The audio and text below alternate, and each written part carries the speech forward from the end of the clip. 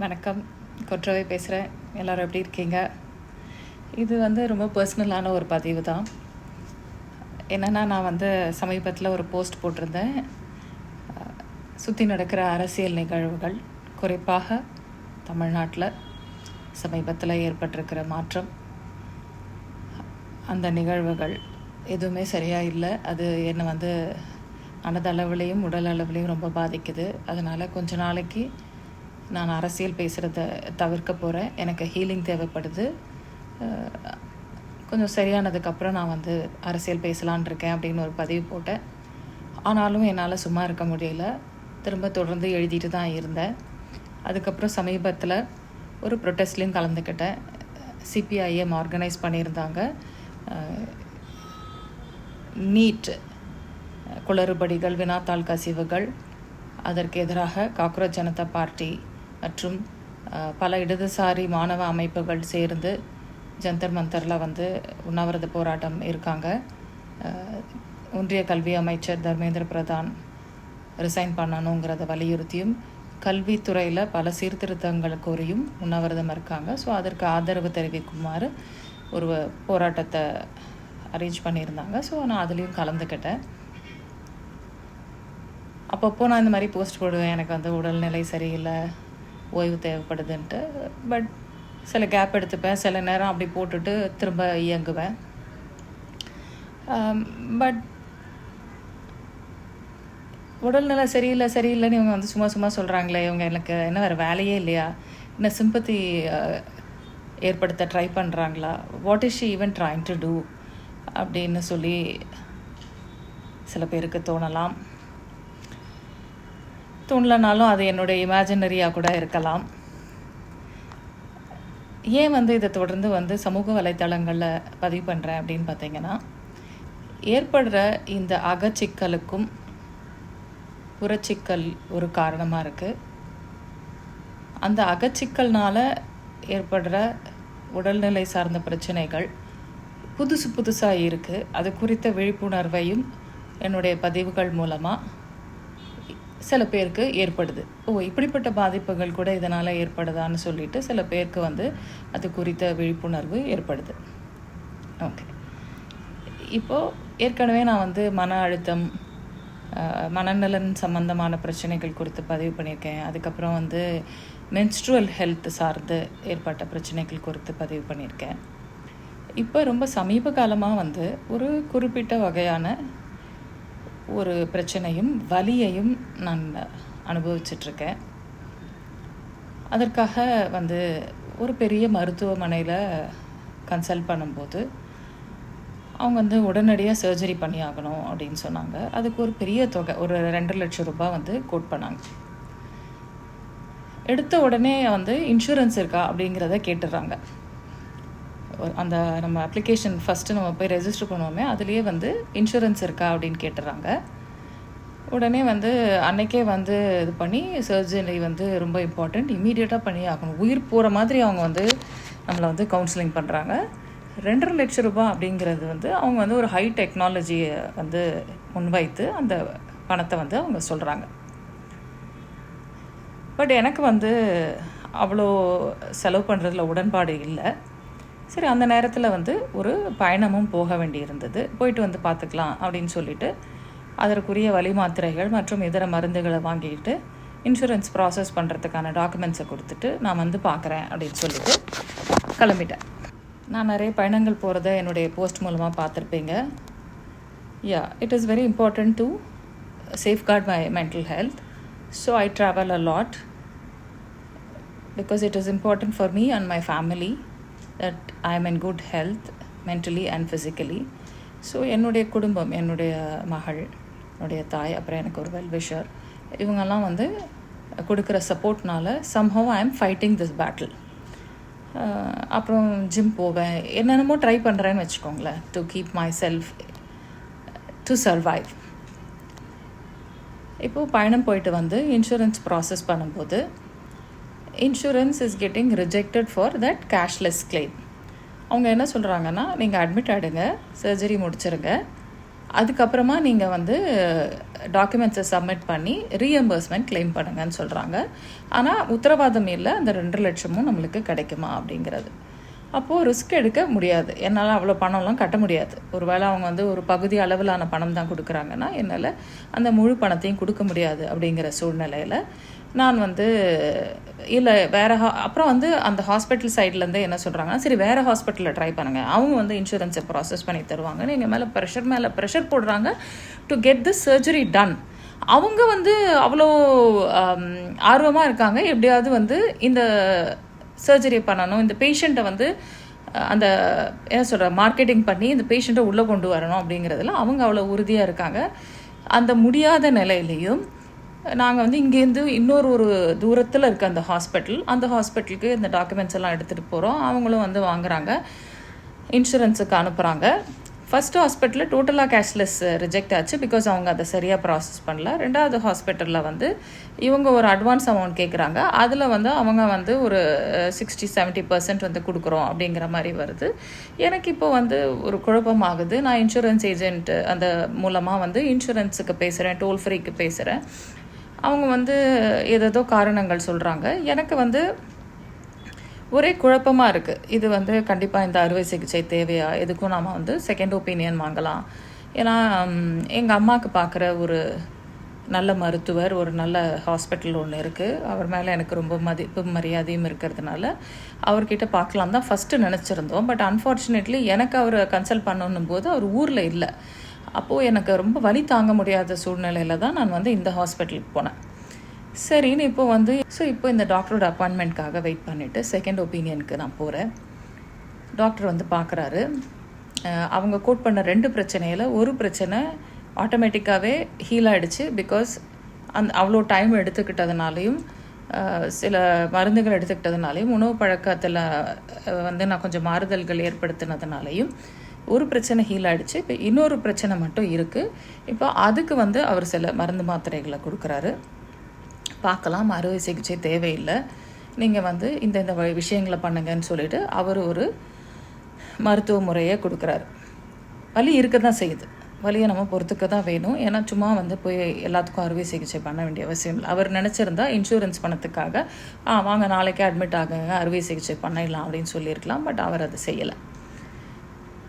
வரேன், இந்த மருந்துகள் எடுத்துக்கிறேன், வலி இருக்க தான் செய்யுது. பட் அதோடு சேர்ந்து நான் வந்து அவர் கொடுத்த மருந்துகளை சாப்பிட்டுக்கிட்டு அந்த மருத்துவங்களை வந்து பண்ணிகிட்ருக்கிறேன்.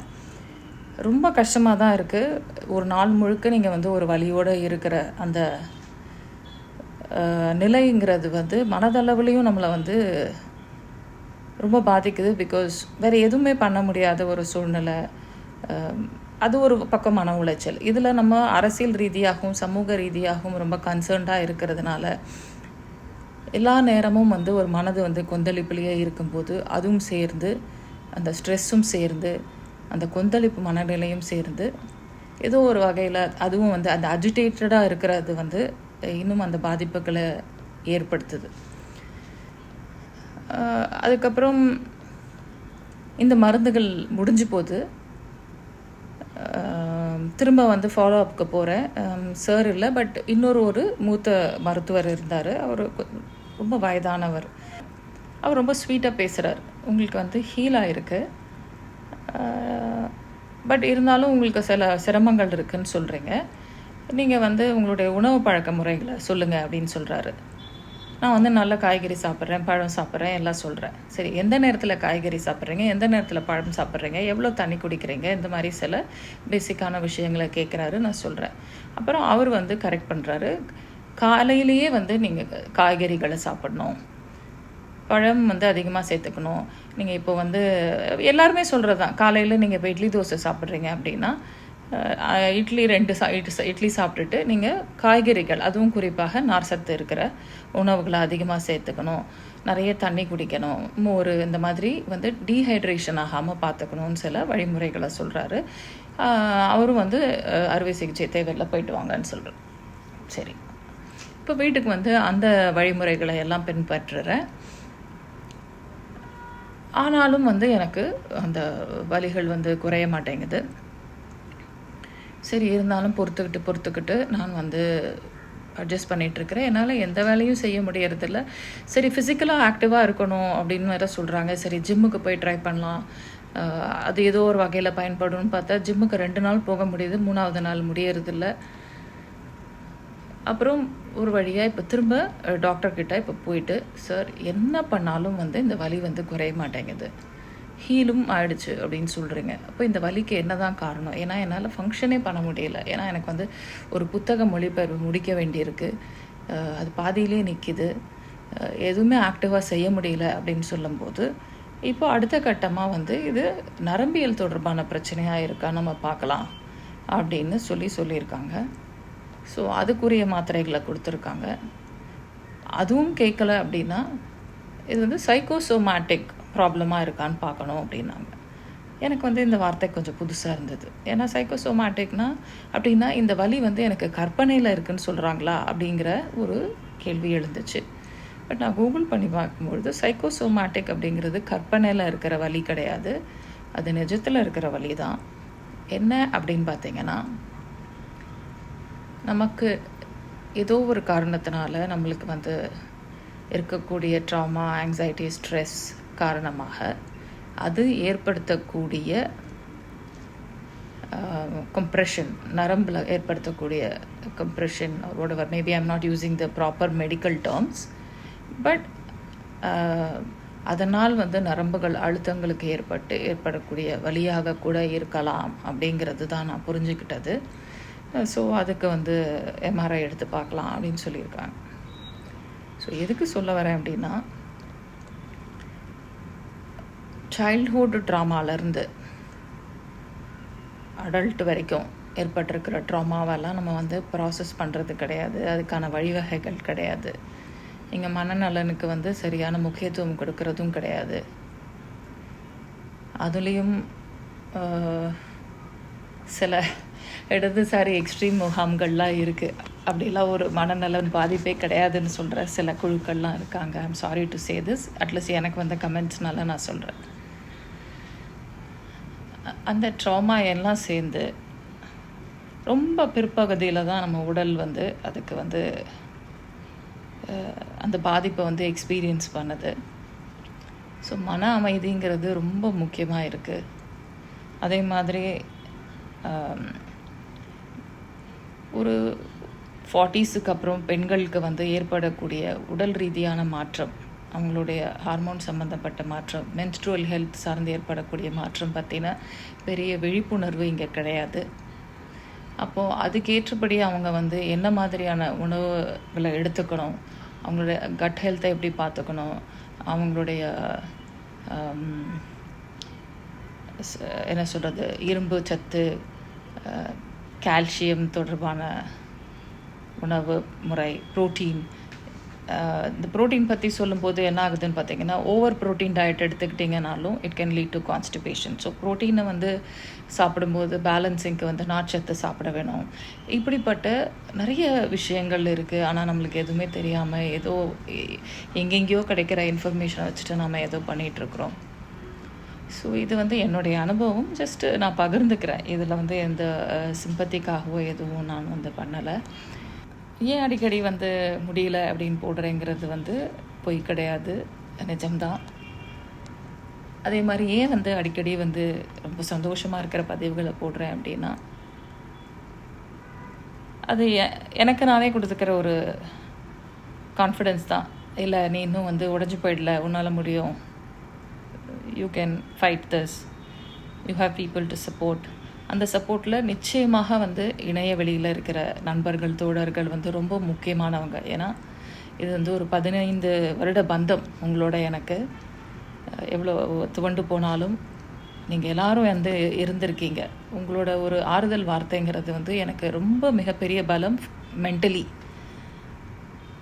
ஸோ வந்து சம்டைம்ஸ் நான் வந்து காணாமல் போயிடுவேன் இன்டர்நெட்லேருந்து, சோஷியல் மீடியாவிலேருந்து. பதிவுகள் எழுத மாட்டேன், ஆர் வெறும்னே நான் சந்தோஷமாக இருக்கிற பதிவுகளை மட்டும் எழுதிட்டுருப்பேன், அரசியல் ரீதியாக எதுவுமே பேச மாட்டேன். அப்படின்றதுன்றது வந்து அந்த டைமில் I'm fighting a huge mental and physical battle அப்படிங்கிறது தான் அர்த்தம். பொலிட்டிக்கல் கரெக்ட்னஸ் பேசுகிறவங்க வந்து 1000 கேள்வி கேட்பாங்க, நீ அன்றைக்கி அதை பேசுனியா, இன்றைக்கி இதை பேசுனியான்ட்டு. இவனுங்களுக்கெல்லாம் வந்து அறிவே கிடையாது. That everybody has a battle to fight. இவனுங்களுக்கு வந்து போய் அந்த தலைவர்களை கேட்குறதுக்கு வந்து துப்பு இருக்காது. அவங்க வாய் மூடிட்டு இருக்காங்க. இவ்வளோ பெரிய போராட்டம் நடக்குது சென்டரில். தமிழ்நாட்டிலையும் எவ்வளோ போராட்டங்கள் நடக்குது. ஆனால் இந்த தலைவர்கள் எதுக்கும் வாய் திறக்க மாட்டாங்க. அவங்கக்கிட்ட போய் பொலிட்டிக்கல் கரெக்ட்னஸ் கேட்க மாட்டாங்க. ஆனால் நம்மளை மாதிரி எளிய மனிதர்கள் அநீதியை கண்டு நம்மளால் பொறுக்க முடியாமல் நம்ம முடிஞ்ச அளவுக்கு நம்ம வந்து ஒடுக்கப்படுறவங்களுக்கு ஆதரவாக ஏதோ நம்மளால் முடிஞ்ச கான்ட்ரிபியூஷனாக நம்மளுடைய எதிர்ப்பு குரலை பதிவு பண்ணுறோம். எல்லா நேரமும் நம்மளால் வந்து ஆன்லைனில் இருக்க முடியாது, அல்லது எல்லாத்துக்கும் நம்ம வந்து பதிவு பண்ணுறதுக்கான வாய்ப்பு இருக்காது. ஆனால் ஒரு விஷயத்தில் நம்ம எல்லோரும் உறுதியாக இருக்கோம். நாம் ஒடுக்கப்படுறவங்களுக்கு ஆதரவாக இருப்போம், ஒடுக்குமுறைக்கு எதிராக இருப்போம். இதுதான் நம்மளுடைய நிலைப்பாடு. அது வந்து 10 விஷயம் ஒரு நாளைக்கு ஒரு 10-15 கொடுமைகள் நடக்குது. நாடு முழுக்க எவ்வளவோ நடக்குது. எவ்வளவு விஷயங்களை நம்ம ஆன்லைனில் எழுதிட்டு இருக்க முடியும்? இவனுங்க அந்த கமெண்ட்டில் வந்து கேள்வி கேட்குறவங்க இது வரைக்கும் என்ன கிழிச்சிருப்பானுங்க? வந்து ஒரு கமெண்ட் போட்டுட்டு ஒரு ட்ராலை பண்ணிட்டு போயிடுவானுங்க. அங்கே களத்தில் போராடுற இடதுசாரி இயக்கங்கள், முற்போக்கு இயக்கங்கள் எவ்வளவு பேர் எவ்வளவு தியாகங்களை பண்ணிவிட்டு அங்கே களத்தில் போராடிட்டு இருக்காங்க. அங்கே வந்து ஈஸியாக ட்ரால் பண்ணிட்டு போயிடுவாங்க. நீங்கள் வந்து 2 சீட்டுக்காக வேலை போனவங்க, 4 சீட்டுக்காக வேலை போனவனுங்க. இவனுங்களுக்கு என்ன தெரியும் ஒரு தொகுதி உடன்பாடுனா என்ன? ஏன் வந்து ஒரு ஜனநாயக சக்திகளோட கூட்டணி வச்சுக்கிறாங்க? எந்த பிரச்சனையை பிரதான பிரச்சனையாக எடுத்துக்கிறோம்? ஏன் வந்து ஒரு தீவிர வலதுசாரி இயக்கங்களுக்கு எதிராக நாம் வந்து ஜனநாயக சக்தியின் மதிப்பிடுறவங்களோட சேர்ந்து பயணிக்கிறோம்? இப்படி எவ்வளவோ விஷயங்கள் இருக்குது. இந்த அரசியல் வகுப்பு எடுக்கிறதா நம்மளுக்கு வேலை? அவனுங்களுக்கு அரசியல் வகுப்பு வேணும்னா போய் கட்சியில் சேரணும். அதாவது நிறைய பேர் சொல்லுவாங்க, உங்களால் நல்லது செய்ய முடியலனாலும் நல்லது செய்யணும்னு நினைக்கிறவங்கள தடுக்காதீங்கன்னு இருக்கு. அந்த அறிவு கூட இவனுங்களுக்கு கிடையாது. ஸோ அப்போ என்ன ஆகுதுன்னு பார்த்தீங்கன்னா, இந்த மாதிரி நபர்களால் எப்படிடா நீங்கள் வந்து இவ்வளவு மீனாக இருக்கீங்கன்னு சொல்லுவாங்கள்ல. எனக்கு தமிழில் வந்து அதுக்கு எனக்கு சரியான வார்த்தை தெரியல. How could you be so mean அப்படின்னு இருக்குது. அதுவும் இப்போ சில ரசிகர்கள்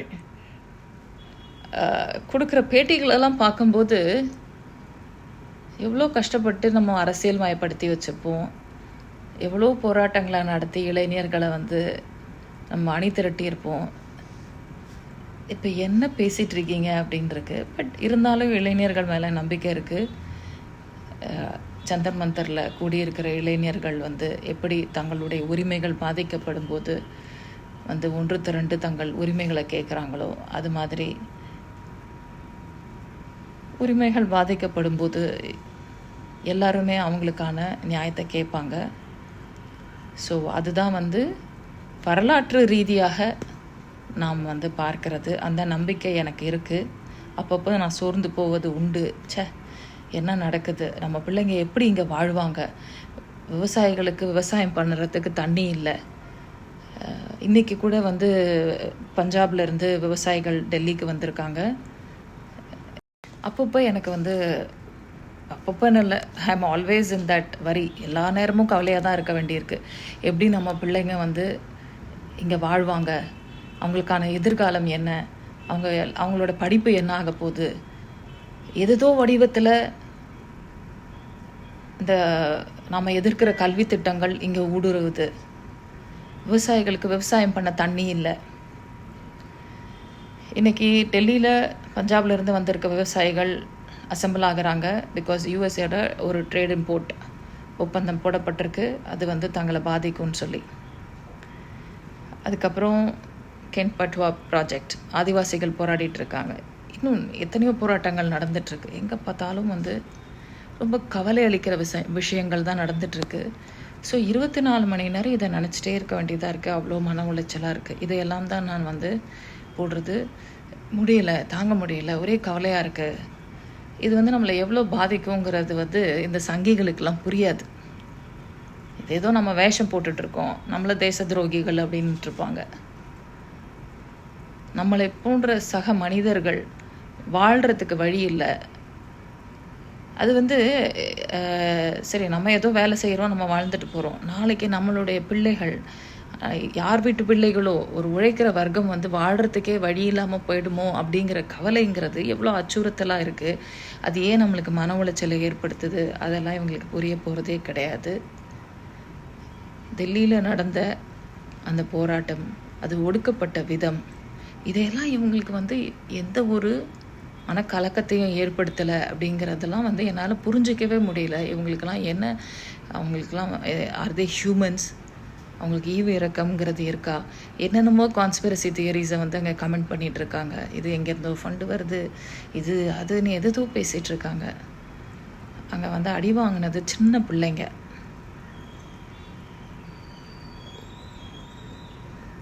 I don't know what to say. So இவ்வளோ கவலைகள் வந்து டிஸ்டர்ப் பண்ணுது. ஸோ அதனால தான் வந்து even you know I have to stop taking this when it is affecting me badly. என்னை தொடர்ந்து இந்த கவலையை வந்து என்னை பாதிக்காமல் நான் பார்த்துக்கணுன்னாலும் என்னால் முடியறதில்லை. ஸோ அதனால் அப்பப்போ அப்படி பதிவு போட்டு திரும்ப ஏதாவது எழுதிட்டு I'm just trying to be there. I will try my best to support and stand by the people who are oppressed, even if I'm there, even if I'm not there physically recording or posting my text there on the social media. Just keep one thing in mind, that I will always stand by the people who are oppressed and stand against oppressors. Thank you.